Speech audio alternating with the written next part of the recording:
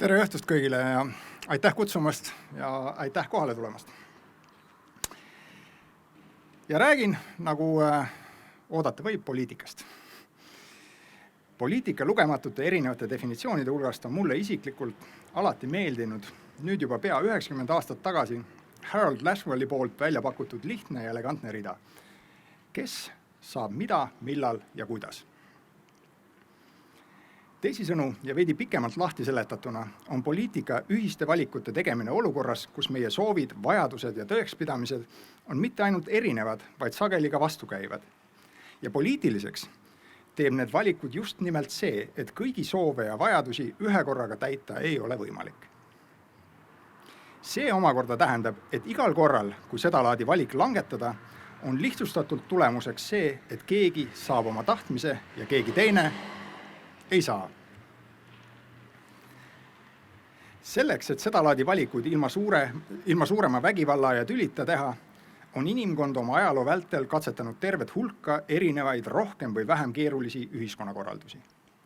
Samas piisab vaid põgusast tutvusest sellesama ajalooga, teadmaks, et seda tüli ja pahatihti lõpuks ka vägivalda pole siiski suudetud selliselt kuskil väga pikalt ära hoida.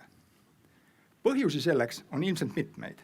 Aga üks olulisemaid nende seast on kindlasti see, et ühiskonnad ja maailm tervikuna on ise pidevas muutumises. See, mis ühel hetkel tundus kõigi jaoks ausa ja õiglase kokkuleppena, ei pruugi seda olla uutes oludes. Paljude muutuste seas, mis meie ümber pidevalt aset leiavad, on üks, mida ka meie siin Eestis elame läbi üheskoos terve põhjapoolkera ühiskondadega ja millega meie tänased poliitilised süsteemid kuigi hästi toime tulla ei suuda. Selleks on nüüd juba pool sajandit tagasi alanud ja jõukates heaoluühiskondades aina hoogu koguv rahvastiku kiire vananemine. Sellel mastaapsel demograafilisel muutusel on omakorda palju kompleksseid põhjuseid, aga lihtsustatuna öeldes on asi kahes 11 võimendavas tendentsis. Langevates sündimusmäärades ja pikenevates eluigades. Kokkuvõttes on tulemuseks see, et noori sünnib vähem, samas kui vanad elavad kauem. Sellel tasapisi paari inimpõlve jooksul peaaegu märkamatult toimunud nihkel on aga omakorda kaugele ulatuvad tagajärjed. Meie tänases demokraatlikus ühiskonnakorralduses on igal kodanikul üks hääl. Eelpool mainitud demograafiline muutus on endaga toonud olukorra, kus noored, kes veel eelmise sajandi 80. ja 90. moodustasid nii Euroopas kui Ameerikas valijate enamuse, on tänaseks saanud vanemaealiste põlvkonnaks, samas kui tänased noored on kõikjal vähemus. Kuna noori on vähem, on neil ka keerulisem vanema põlvkonnaga samal moel ja määral ühiste otsuste tegemises kaasa rääkida, mis omakorda süvendab noorema põlvkonna võõrandumist poliitikast. 18–30 aastased moodustavad täna Eestis umbes 16% valimisealistest kodanikest. Erakondade liikmete seas on nende osakaal aga napp 5% ja sama muster on näha ka valimisaktiivsuse puhul. Poliitilised valikud, isegi kui me teeme neid siin ja täna, mõjutavad pea alati ka meie ühist tulevikku. See on koht, kus põlvkondade muutuvad proportsioonid probleemseks muutuvad. Majandusteadlased on sellele dünaamikale juba aastakümneid tähelepanu pööranud.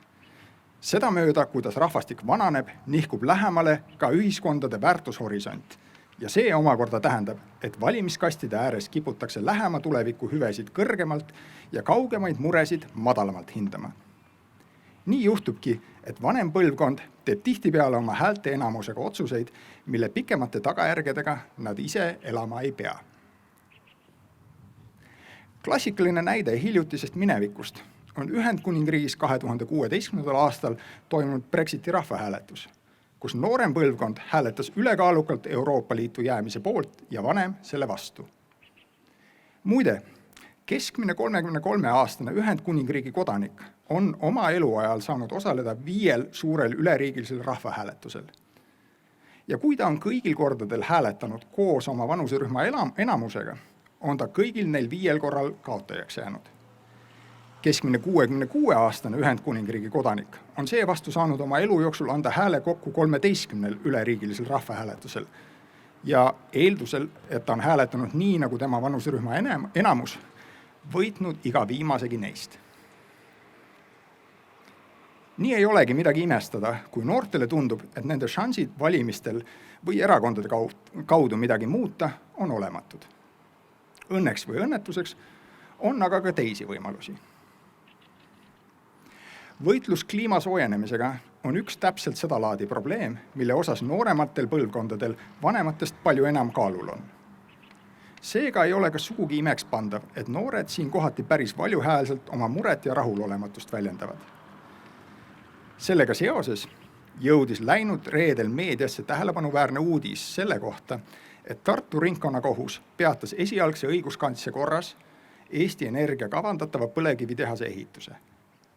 Tähelepanuväärseks teeb selle iseenesest võib-olla tehnilisena kõlava teate tõsiasi, et see juhtus MTÜ Loodusvõlu hagi alusel, mis on laiemalt tuntud kui meie kohalik Fridays for Future noorte kliimastreikide korraldaja.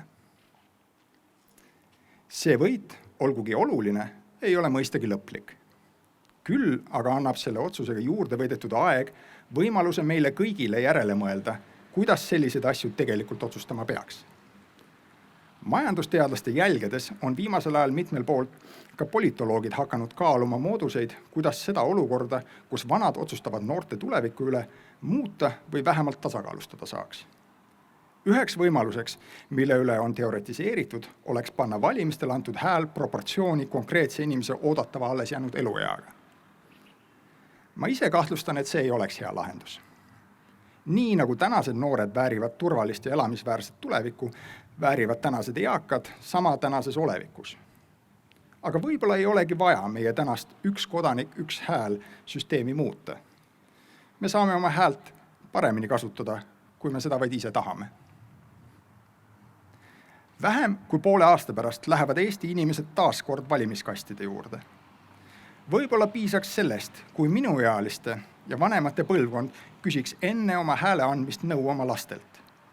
Küsiks neilt, millises maailmas nemad tahaksid elada ja aitaks siis omalt poolt kaasa, et see nii ka minna võiks. Olgu siis põlevkivitehase või millegi muu osas. Ainuüksi poliitikute peale lootma jääda oleks siin naiivne. Värske keskkonnaminister Tõnis Mölder tõdes oma veebruarikuises intervjuus. Ja see on tsitaat. Poliitikutele meeldibki teha lihtsaid asju. Rasked ja keerulised teemad jäävad toppama ja tulevaste põlvede kanda. Oleme siis ise neile tulevastele põlvedele abiks. Aitäh!